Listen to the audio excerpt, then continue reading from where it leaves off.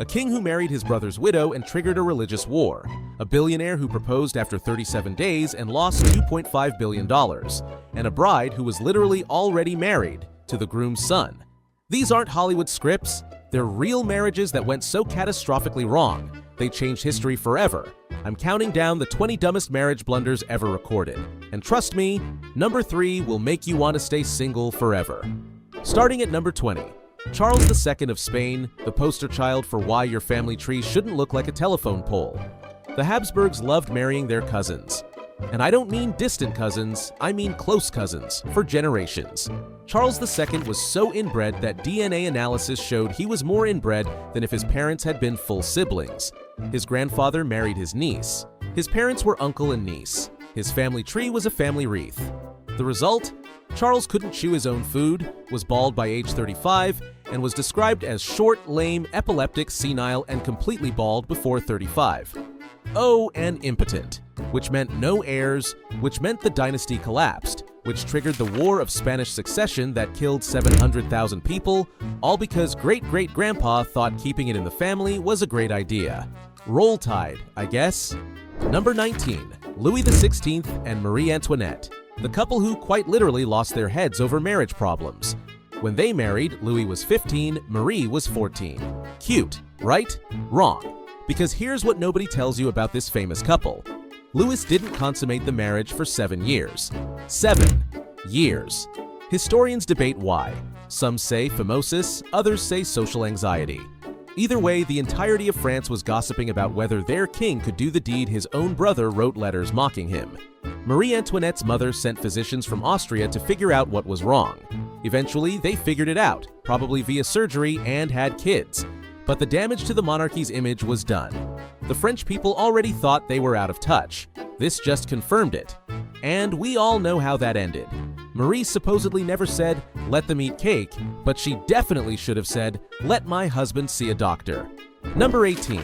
Harold Hamm, the oil billionaire who learned that "I'm bad at texting" is not a valid legal defense. 2012, Harold divorces his second wife after 26 years. His lawyers argue she wasn't really involved in building his $18 billion oil empire. The judge disagrees and awards her $1 billion. That's billion with a B. But here's where Harold made his dumbest move. He appealed. He actually looked at a $1 billion settlement and said, "You know what? Let's roll the dice." His ex-wife counter-appealed. The case dragged on for years. Eventually, they settled, but not before Harold wrote her a check for $975 million, which she refused to cash because she wanted more. The lesson: when your divorce lawyer says take the deal, take the deal. Harold spent millions in legal fees to potentially save nothing. He basically paid for the privilege of being humiliated in public longer. Fun fact, he's now married to wife number 3. Third time's the charm, right? Number 17. Napoleon Bonaparte, who conquered Europe but got conquered by his mother-in-law. After divorcing Josephine for not giving him an heir, classy move, Napoleon, he married Marie Louise of Austria. She was 18, he was 40. He'd also been at war with her father for a decade, but Napoleon thought, surely this will create a stable alliance. Spoiler, it did not. When Napoleon was exiled to Elba, Marie Louise was supposed to join him. Instead, she stayed in Austria, started an affair with a count, and had 2 illegitimate children. When Napoleon escaped and made his comeback at Waterloo, she didn't even send a "good luck, babe" text. After Napoleon's final defeat, Marie Louise married her lover and basically pretended her first marriage never happened. She outlived Napoleon by 26 years and allegedly never mentioned him. Imagine conquering Moscow but not being able to keep your wife interested. That's gotta sting worse than the Russian winter. Number 16. Britney Spears and Jason Alexander. And no, not that Jason Alexander, though honestly, marrying George Costanza might have lasted longer. January 3rd, 2004, 5:30 a.m. Britney marries her childhood friend Jason in a Las Vegas wedding chapel. They wore baseball caps and trucker hats. The ceremony took 3 minutes. 55 hours later, it was annulled. That's barely enough time to get over the Vegas buffet hangover. The official reason? Lack of understanding of her actions to the extent that she was incapable of agreeing to the marriage. Translation: oops, I did it again. Britney's actual statement said she lacked understanding of her actions. Which is corporate speak for what happens in Vegas was supposed to stay in Vegas, but I accidentally filed legal paperwork. Here's the kicker. Her actual long-term marriage to Kevin Federline lasted 3 years, meaning her Vegas whoopsie had a better per-hour success rate than her planned marriage. Let that sink in. Number 15. Henry VII of England, who married his daughter off like a game of royal chess, except he forgot the rules.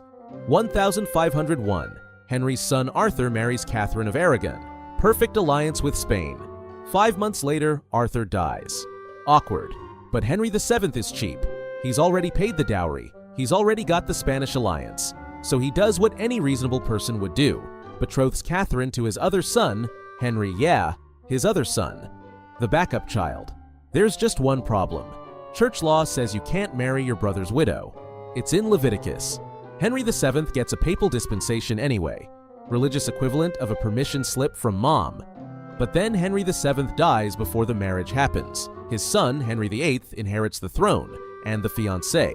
This decision, this penny-pinching, let's recycle the Spanish princess decision, led directly to Henry VIII's marriage to Catherine, which led to Henry VIII wanting a divorce, which led to the English Reformation, which split England from the Catholic Church, which changed European history forever. All because Dad didn't want to refund the dowry. Way to go, Henry. Number 14. Frank McCourt, the Dodgers owner who proved you can bankrupt both a marriage and a baseball team at the same time. Frank and Jamie McCourt bought the Los Angeles Dodgers in 2004. 6 years later, they're in the ugliest divorce in sports history. They fought over everything. The team, 6 homes, and most importantly, a post-nuptial agreement that may or may not have been valid. The kicker?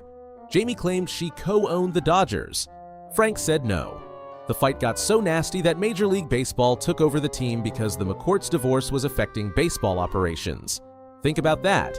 Their marriage was so dysfunctional that the entire sport of baseball had to intervene. That's like fighting so loudly that the UN sends peacekeepers to your Thanksgiving dinner. Eventually, Frank was forced to sell the team for $2.15 billion, a record at the time. After legal fees and the divorce settlement, he walked away with around $1 billion.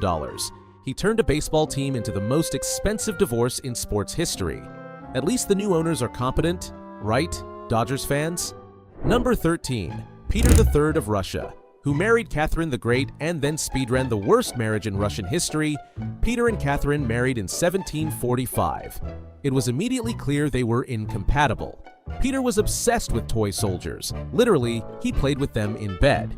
He was 16 years old in his behavior, except he was actually an adult running Russia. Catherine, meanwhile, was intelligent, ambitious, and politically savvy. She took lovers. He took more toy soldiers. When Peter became emperor in 1762, he immediately alienated everyone. He made peace with Prussia. Even though Russia was winning, he insulted the church. He tried to divorce Catherine publicly. Catherine had had enough. 6 months into his reign, she staged a coup with her lover, and the military Peter was forced to abdicate. A week later, he was dead, officially from hemorrhoidal colic, but historians agree he was murdered. From wedding to coup, 17 years. From becoming emperor to being deposed, 6 months. Peter III's marriage was so bad, his wife overthrew him and ruled Russia for 34 years as one of its greatest leaders.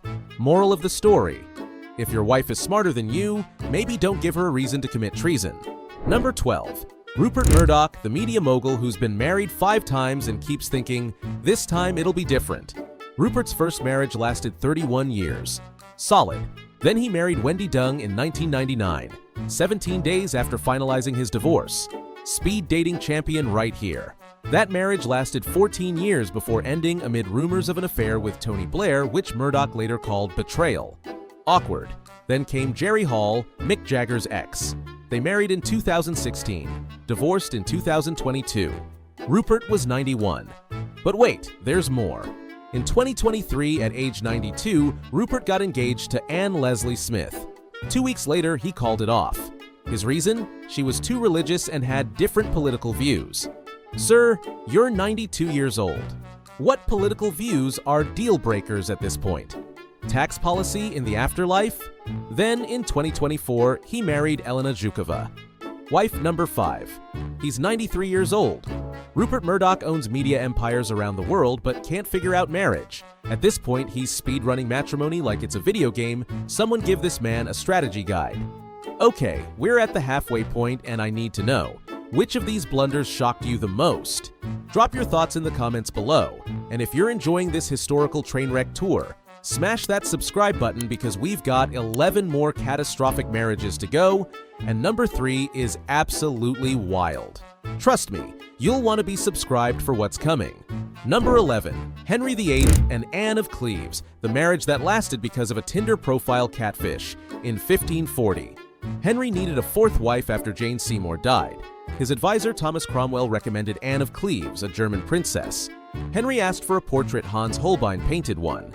It was flattering. When Anne arrived in England, Henry met her in disguise because he was quirky like that and was immediately horrified. He called her a Flanders mare, which is 16th century speak for she's a horse.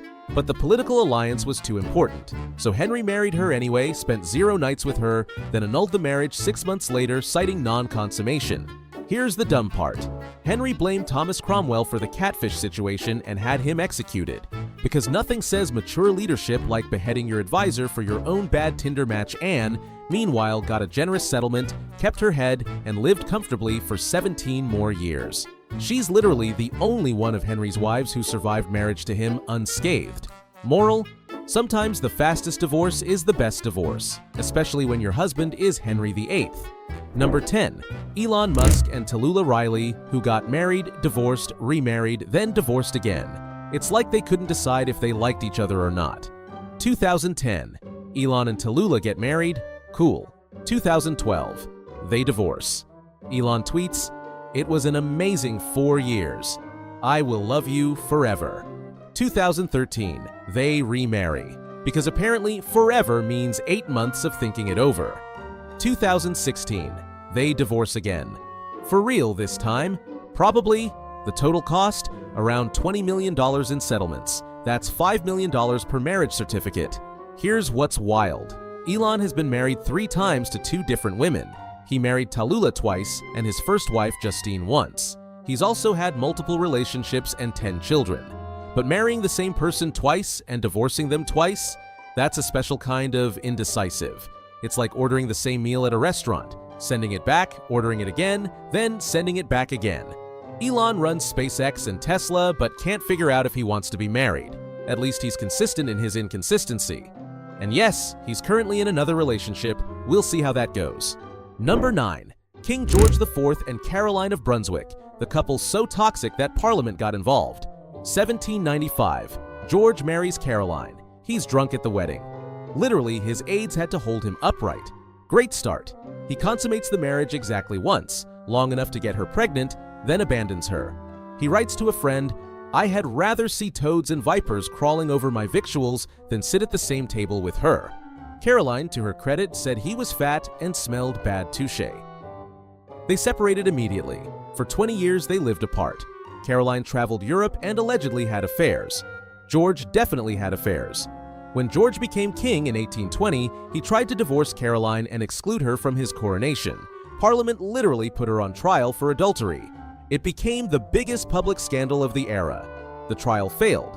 Caroline showed up at Westminster Abbey for the coronation anyway. They locked the doors in her face. She died 3 weeks later.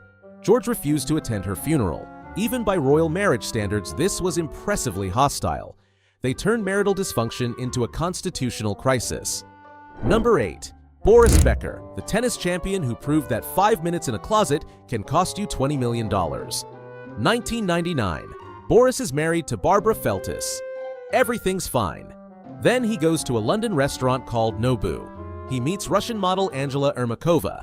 They talk, they flirt.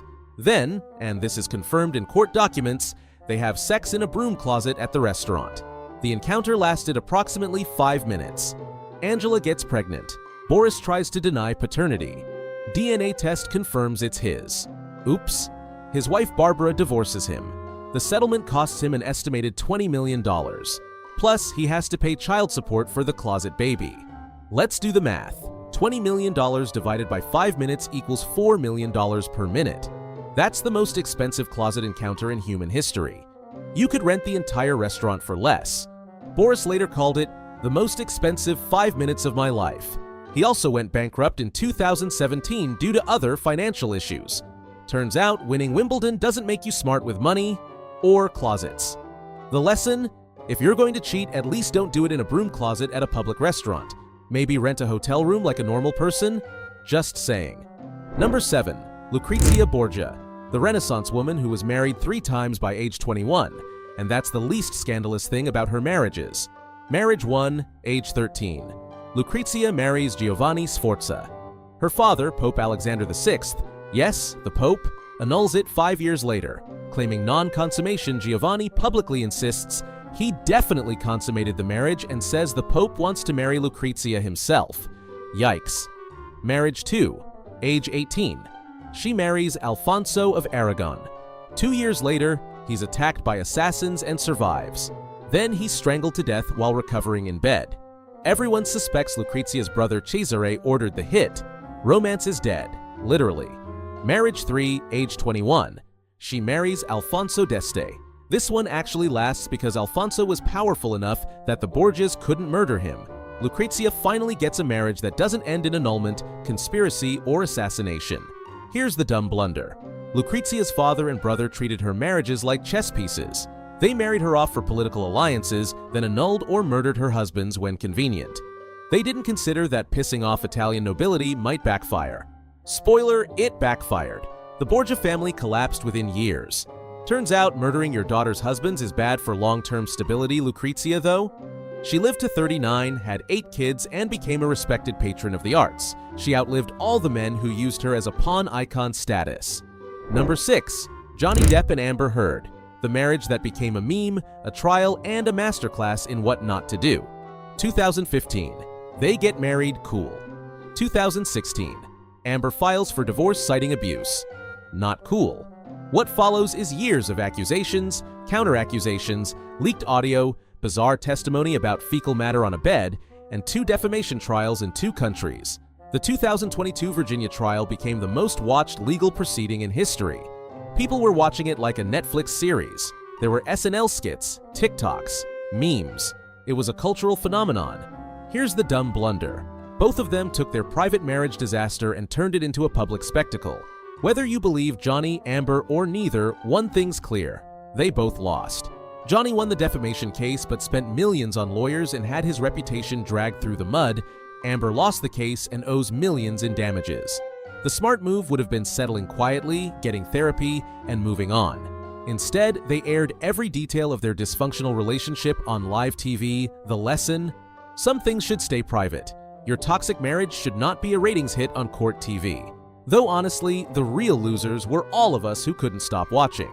Number 5. Emperor Nero, who took bad husband to Roman emperor levels of insane. Nero married 3 times. Each marriage was worse than the last. Wife number 1, Claudia Octavia, daughter of Emperor Claudius. Nero cheated on her constantly, falsely accused her of adultery, exiled her, then had her executed at age 22. Her head was delivered to Nero's mistress Poppaea. Classy guy. Wife number 2, that mistress, Poppaea. They got married. Nero allegedly kicked her to death while she was pregnant because she complained he came home late from the chariot races. The ancient historians report this. Whether it's true or propaganda, the fact that people believed Nero would do this says a lot. Wife number 3, Statilia Messalina Nero had her husband executed so he could marry her. Romantic. But here's the truly insane part. After Poppaea died, Nero missed her. So he found a teenage boy named Sporus who looked like her, had him castrated, dressed him in women's clothes, and married him in a public ceremony. Yes, you read that correctly. Nero married a teenage boy he castrated to replace his dead wife. Ancient Rome was wild, but even by their standards, Nero was unhinged. The Senate eventually declared him a public enemy. He committed suicide at age 30 moral. If you have to murder people to stay married, maybe marriage isn't for you. Number 4. Cleopatra VII of Egypt, who married both of her younger brothers because Ptolemaic Egypt said incest is fine, actually. Cleopatra's family, the Ptolemies, had a long tradition of sibling marriage to keep the bloodline pure. Cleopatra was no exception. At age 18, she became co-ruler of Egypt and married her 10-year-old brother, Ptolemy XIII. Yes, 10 years old. Yes, her brother. Unsurprisingly, the marriage was a political disaster. They fought for power. It triggered a civil war. Ptolemy XIII drowned in the Nile trying to escape battle.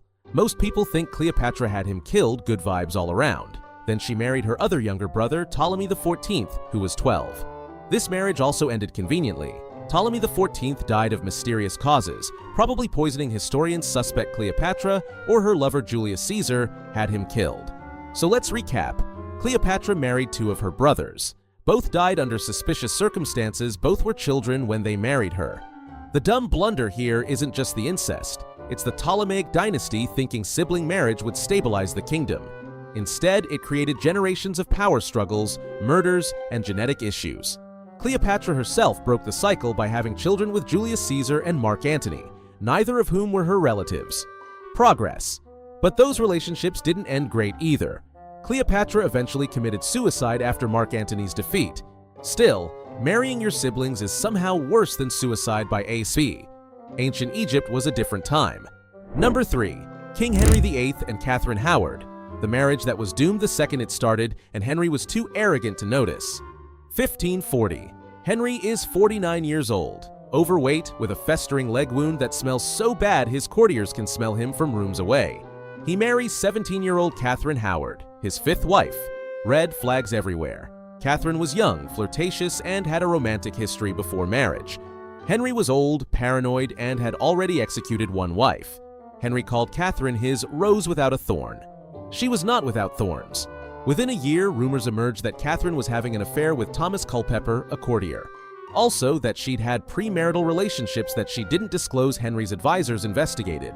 They found love letters. They found testimony from servants. It was bad. Henry's response? Public breakdown. He cried in front of his council. He armed himself and wandered the palace, ranting about Catherine's betrayal. Then he had her arrested. Catherine was executed on February 13th, 1542. She was 18 or 19 years old. Her last words were reportedly, "I die a queen, but I would rather die the wife of Culpeper." Here's the dumb blunder. Henry married a teenager with a sketchy past, ignored all the warning signs, then acted shocked when she wasn't faithful. He was a 49-year-old king with absolute power who couldn't figure out that teenage girls don't want to marry old men with leg ulcers.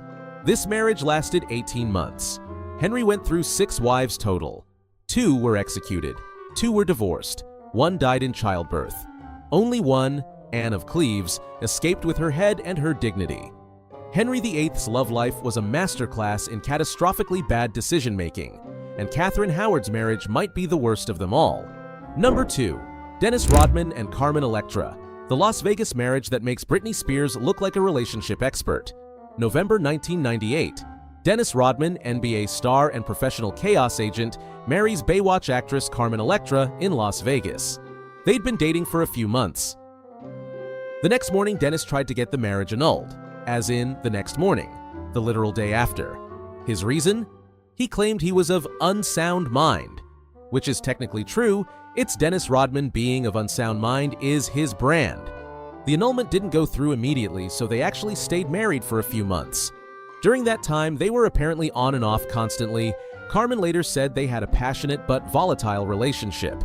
The marriage was officially annulled in April 1999.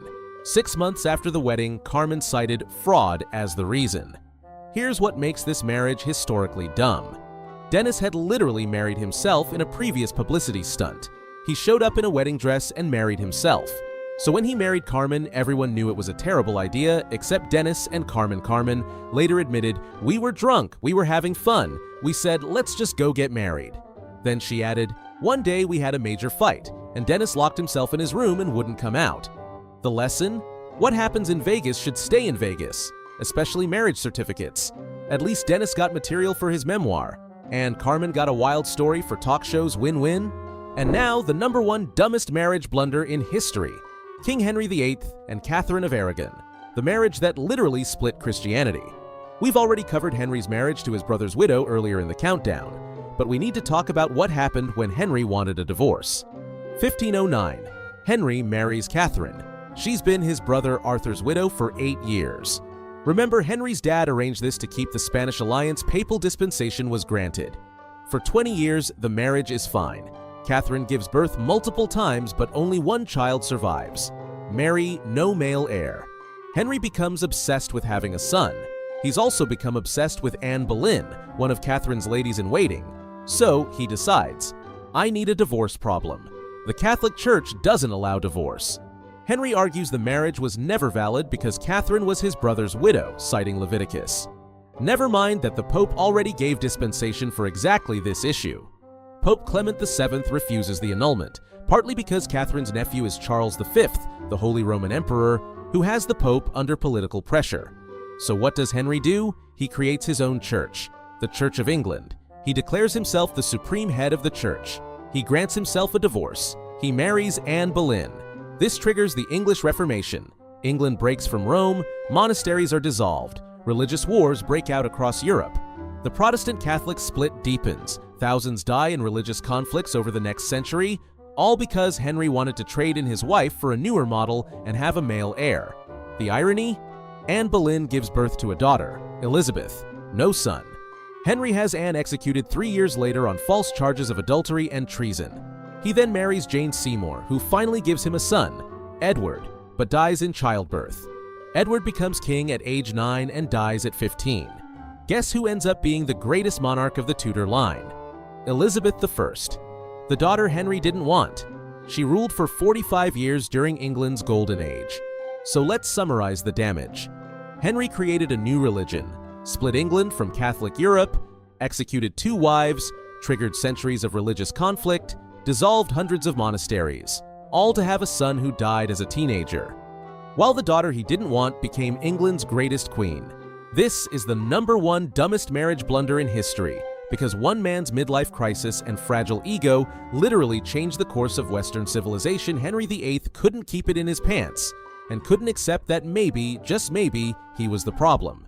Instead, he burned down European religious unity and killed thousands of people. And the worst part? Catherine of Aragon was a faithful wife for 20 years, a skilled diplomat, and even served as regent when Henry was away at war. She was competent, intelligent, and loyal. Henry threw it all away because he wanted a son and a younger wife. Catherine lived in exile until 1536, never accepting the divorce, always claiming to be Henry's true wife. Her last letter to Henry read, "I forgive you everything, and I pray God to do so likewise. For the rest I commend unto you our daughter Mary, beseeching you to be a good father unto her." Class act until the end. Henry VIII's marriage to Catherine of Aragon isn't just a personal failure, it's a historical catastrophe that reshaped religion, politics, and culture for centuries. And it all started because a king couldn't accept no for an answer. So, there you have it. 20 of the dumbest marriage blunders in history. From inbred royalty to billionaire divorces, from Vegas chapels to papal schisms, humanity has found every possible way to screw up marriage. What have we learned? Number 1. Don't marry your relatives. Ever. Number 2. Prenups exist for a reason. Number 3. If you're a king who wants a divorce, maybe don't create a new religion. Number 4. Vegas marriages are never a good idea. Number 5. And for the love of God, don't have affairs in broom closets at public restaurants. But here's the thing, these marriages failed spectacularly, but they also remind us that humans have always been messy, emotional, and irrational. Kings, queens, billionaires, celebrities, they all make the same stupid mistakes we do, just with bigger consequences. Now, I want to hear from you. Which marriage blunder shocked you the most? Did I miss any catastrophic marriages? And most importantly, what's the worst marriage decision you've ever witnessed? Drop your thoughts in the comments below. And if you enjoyed this deep dive into historical relationship disasters, do me a favor, hit that subscribe button, ring the notification bell, because I've got more historical chaos coming your way, and trust me, humanity's bad decisions are an endless well of entertainment. Share this video with a friend who needs to feel better about their love life, because no matter how bad their last breakup was, at least they didn't trigger the Protestant Reformation. Thanks for watching. Remember, learn from history or you're doomed to become a cautionary tale in someone else's YouTube video. I'll see you in the next one. Stay smart, stay single, or at the very least, stay away from broom closets.